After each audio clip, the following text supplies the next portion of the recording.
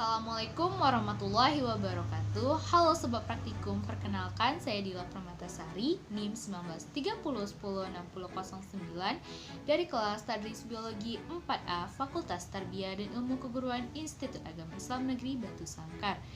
Pada kesempatan kali ini saya akan menjelaskan materi dari mata kuliah Ekologi Tumbuhan yang berjudul Relung Ekologi.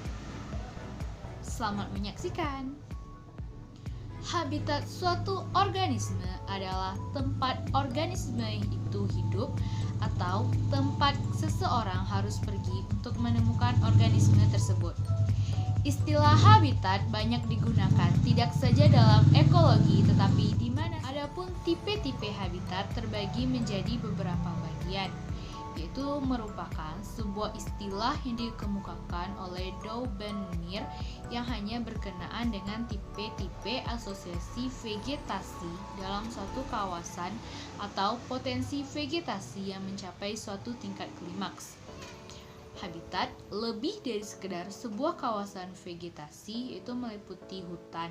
Tetapi istilah habitat ini tidak bisa digunakan ketika mendiskusikan hubungan antara satwa liar dan habitatnya. Ketika ingin menunjukkan vegetasi yang digunakan oleh satwa liar, seseorang dapat mengatakan asosiasi vegetasi atau tipe vegetasi di dalamnya. Penggunaan habitat merupakan cara satwa menggunakan atau mengkonsumsi dalam suatu pandangan umum suatu kumpulan komponen fisik dan biologi sebagai sumber daya kehidupan dalam suatu habitat. Seorang ilmuwan menyatakan bahwa penggunaan habitat merupakan sebuah proses yang secara hierarki melibatkan suatu rangkaian perilaku alami dan juga belajar suatu satwa dalam membuat keputusan habitat seperti apa yang akan digunakan dalam skala lingkungan yang cukup besar. Selanjutnya adanya kesukaan habitat, yaitu merupakan seleksi atau proses dari satwa tersebut memilih komponen habitat yang akan digunakannya. Kesukaan habitat merupakan konsekuensi proses yang menghasilkan adanya penggunaan yang tidak proporsional terhadap beberapa sumber daya, yang mana beberapa sumber daya yang digunakan melebihi yang lainnya.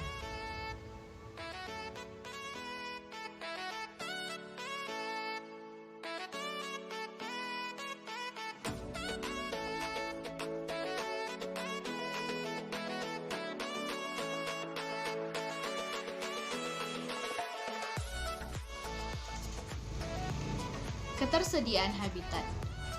Ketersediaan habitat menunjukkan pada aksesibilitas komponen fisik dan biologis yang dibutuhkan oleh satwa, berlawanan dengan kelimpahan sumber daya yang hanya menunjukkan kuantitas habitat masing-masing individu.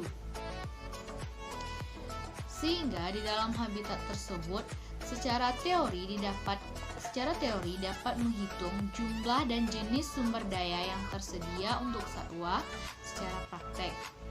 Hal yang hampir tidak mungkin untuk menghitung ketersediaan sumber daya dari sudut pandang satwa. Sehingga untuk menghitung kelimpahan spesies untuk suatu predator tertentu bisa mengatakannya bahwa semua prey yang ada di dalam habitat dapat dimangsa karena adanya beberapa batasan seperti ketersediaan cover yang banyak yang membatasi aksesibilitas predator untuk memangsa prey. Hal yang sama juga terjadi pada vegetasi yang berada di luar jangkauan suatu satwa sehingga susah untuk dikonsumsi, walaupun vegetasi itu merupakan kesukaan satwa tersebut. Meskipun menghitung ketersediaan sumber daya aktual merupakan hal yang penting untuk memahami hubungan antara satwa liar dan habitat, dalam prakteknya jarang dilakukan karena sulit dalam menentukan apa yang sebenarnya tersedia dan apa yang tidak tersedia. Sebagai konsekuensinya, pengakuan identifikasi ketersediaan sumber daya biasanya lebih ditekankan pada penghitungan kelimpahan sumber daya sebelum dan sesudah digunakan oleh satwa dalam suatu kawasan daripada ketersediaan secara aktual. Selanjutnya ada tentang makrohabitat. Habitat di alam umumnya bersifat heterogen dengan area-area tertentu dalam habitat yang berbeda vegetasinya. Untuk populasi hewan yang mendiami habitat akan terkonsentrasi di tempat-tempat dengan kondisi yang paling cocok bagi pemenuhan persyaratan hidupnya.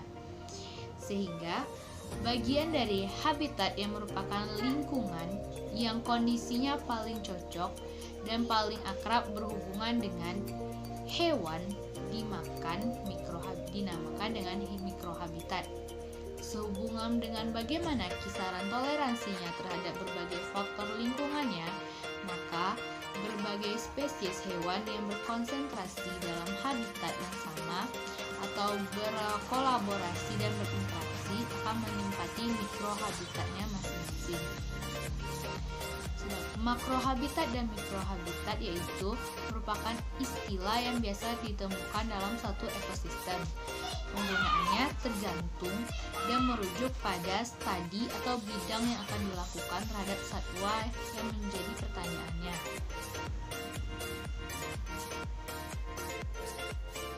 Makrohabitat dan mikrohabitat harus ditentukan untuk masing-masing studi yang berkenaan dengan spesies spesifik. Secara umum, makrohabitat merujuk pada ciri khas dengan skala yang luas seperti zona asosiasi vegetasi yang biasanya disamakan dengan level pertama seleksi habitat. Mikrohabitat biasanya menunjukkan kondisi habitat yang sesuai merupakan faktor penting pada level 2 hingga 4 dalam hierarki Jansen, yaitu merupakan hal yang paling tepat untuk menggunakan istilah mikrohabitat dan makrohabitat dalam sebuah pandangan relatif dan pada skala penerapan yang ditetapkan pun secara eksplisit. Relung ekologi merupakan profesi suatu organisme dalam suatu komunitas dan ekosistem tertentu yang merupakan akibat adaptasi struktural, fungsional, serta perilaku spesifik organisme tertentu. Relung ekologi merupakan istilah yang inklusif, meliputi tidak saja ruang secara fisik yang didiami oleh suatu makhluk, tetapi juga peranan fungsional dalam komunitas serta kedudukan makhluk di dalam kondisi lingkungan yang berbeda. Relung ekologi dapat merupakan gabungan khusus antara faktor fisik antara mikrohabitat dan kaitan biotik peranannya, yaitu yang diperlukan oleh suatu jenis untuk aktivitas hidup dan eksistensi yang berkesinambungan dalam suatu komunitas. Selanjutnya yaitu azas-azas ekologi.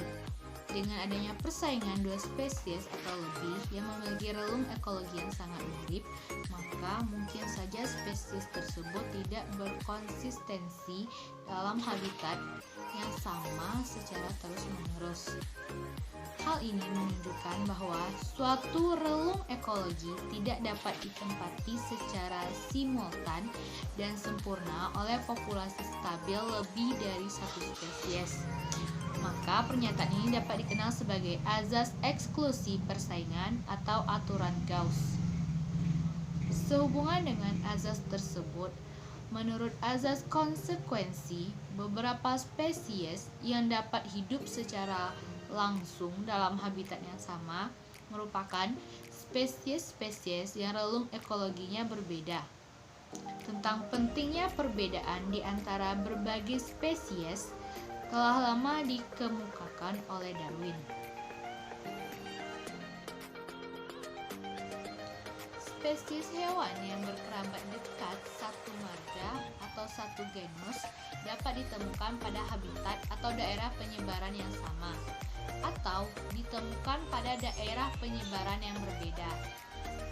Jika spesies-spesies hewan yang berkerabat dekat atau disebut dengan kogenerik ditemukan dalam keadaan simpatrik, seleksi alam akan menghasilkan ciri tubuh yang makin mencolok perbedaannya di antara spesies-spesies itu, atau dikatakan mengalami evolusi divergen. Sebaliknya, apabila dalam keadaan alopitrik, seleksi alam akan menghasilkan evolusi konvergen, sehingga perbedaan ciri-ciri itu makin kabur atau makin menjauh. Fenomena ini dikenal sebagai pergeseran ciri ekologi suatu makhluk hidup. Baiklah, demikian pembahasan video kali ini. Semoga yang saya sampaikan bermanfaat. Jangan lupa like, komen, dan subscribe. Terima kasih. Assalamualaikum warahmatullahi wabarakatuh.